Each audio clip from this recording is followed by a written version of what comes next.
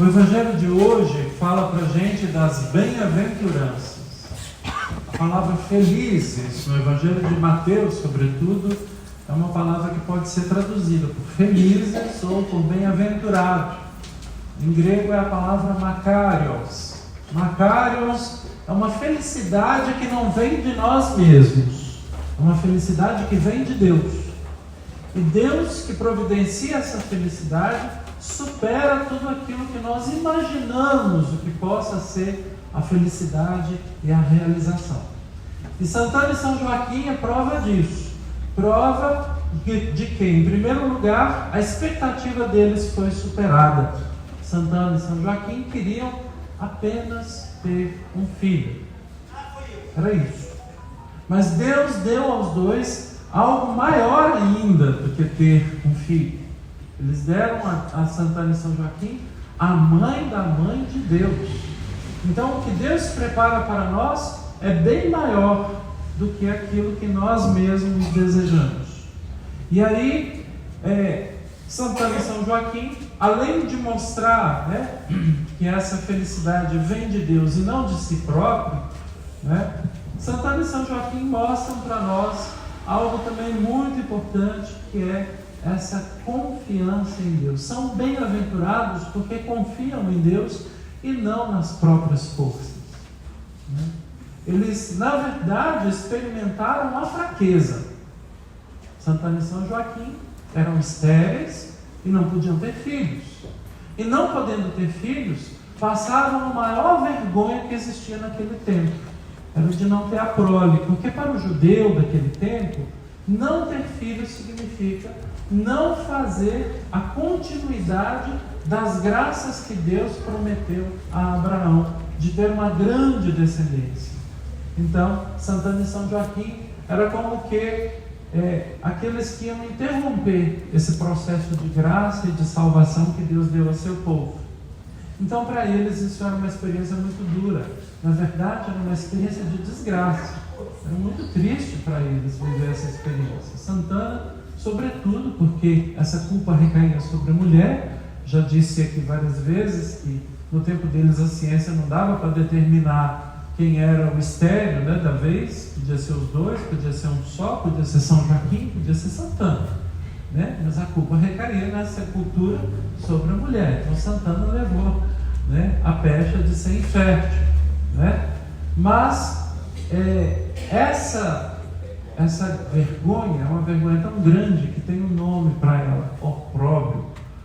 Então essa vergonha pesada de ser infértil e de ser, no convívio inclusive com os seus iguais, uma coisa muito difícil. São Joaquim fugiu para as montanhas para chorar sua dor. Santana também vivia em prantos, porque eles se consideravam então como esquecidos de Deus.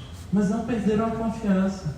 Rezavam sem parar, buscavam a Deus, praticavam toda a piedade da sua religião judaica. Não abandonaram nada por causa disso, continuaram firmes em Deus. E nessa firmeza, nessa fidelidade, eles souberam então esperar. E essa espera deles não foi uma espera passiva. Eles continuaram testemunhando o seu amor a Deus, a justiça de Deus, a bondade de Deus para com eles. Dos poucos dados que a gente tem, sabendo que eram bons judeus, eles então praticavam também o bem, a justiça, o amor ao próximo, como manda a lei de Deus. Então não era uma espera de jeito nenhum, digamos assim, passiva. Eles fizeram a parte deles, mas continuaram cultivando no seu coração essa expectativa de que Deus faria algo por eles. E aí São João Damasceno, que é um santo da nossa igreja, do século VIII, vai dizer uma coisa muito bonita, que eu acho que vale para nós. A natureza não quis se antecipar à graça, mas cedeu o seu lugar para que a graça de Deus viesse primeiro.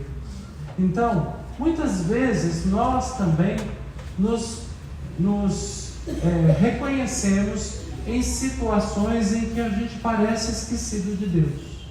Mas não, Deus não esquece da gente. E a prova que a gente vive nesse momento, né? A grande prova é essa, é a gente cultivar essa fidelidade e esse amor que Santana e São Joaquim tinham por Deus. E nessa espera, né, a gente, como eles, quer aprender também a dar lugar à graça de Deus, a dar lugar à vontade de Deus sobre as nossas vidas, antes que a gente mesmo queira, né, ansiosamente, ou por ansiedade mesmo, né, se antecipar aquilo que Deus prepara para nós. Pode ser problemático, pode ser que Deus reserva algo melhor do que aquilo que a gente consegue fazer. Então é bom a gente esperar e confiar na graça de Deus, sabendo que Deus cuida da gente e que Ele reserva para nós sempre o melhor. Porque, vejam bem, se no caso de Santana e São Joaquim, a quem foi dado a Virgem Maria, que é a mãe do Senhor, e como resposta superior àquilo que eles esperavam, no nosso caso é ainda melhor. É ainda melhor. Porque se a eles foi dado a Virgem Maria, a nós foi dado a Virgem Maria e Jesus. Imagina só. Então somos nós. Nós somos os presenteados de Deus, porque recebemos, né, de Deus a Virgem como nossa mãe e Jesus como nosso irmão. Aquele que experimentou a nossa condição humana, aquele que também aprendeu com Santana, com São Joaquim, a esperar, a confiar em Deus. E Jesus foi para a cruz. Na cruz, Jesus viveu essa experiência de confiar inteiramente em Deus, sabendo que Deus reserva para ele o melhor. Sim, Jesus passou pela morte, mas Deus reservou para ele a ressurreição. A vida sem fim, a vida que supera, né, todas as limitações da nossa vida humana. E isso que Jesus alcançou não foi só para ele, foi para nós todos, né? Então a graça de Jesus é uma graça tão grande, né, que a gente experimenta dele isso que ele recebeu do Pai. Então, meus irmãos e irmãs, celebrar Santana e São Joaquim para nós é um reforço na nossa fé, na nossa esperança, na nossa confiança, sabendo então que vale a pena a gente se fiar em Deus, né? A gente fazer essa experiência de que Deus cuida da gente e de que nós não estamos sendo iludidos, mas o Senhor olha com bondade para cada um de nós e está atento a cada um de nós. E nesse dia em que nós, os filhos aqui de Santana, né, celebramos essa festa tão bonita, tão memorável, a gente olha com carinho especial para as pessoas idosas, porque hoje é o dia do vovô e da vovó. Quem aí são vovôs e vovós? Levanta a mão. Bisavó, só tem bis aqui também. Tem tataravó também? Já? Já, vou? Gente do céu, que legal. Isso é muito bacana. Nós vivemos numa sociedade que infelizmente maltrata muito as pessoas idosas. Foram eles que construíram esse mundo para nós. Eles guardam a sabedoria, né, da vida, a experiência toda que todas as gerações acumularam.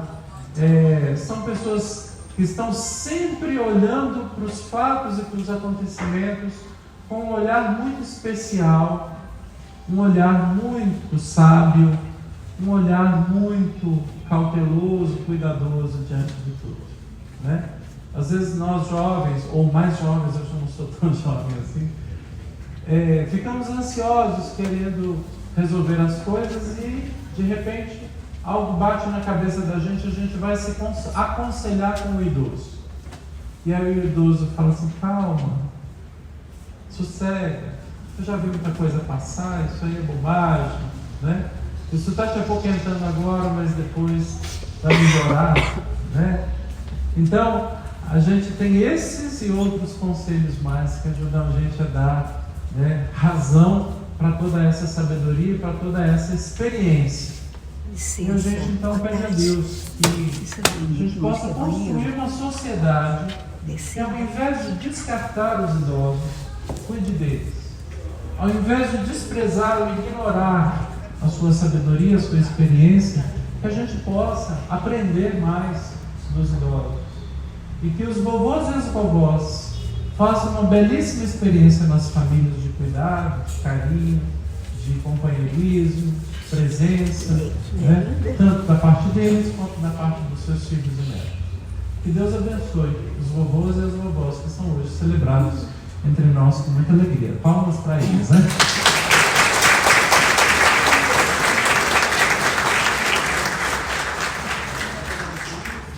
Então nós vamos agora fazer um momentinho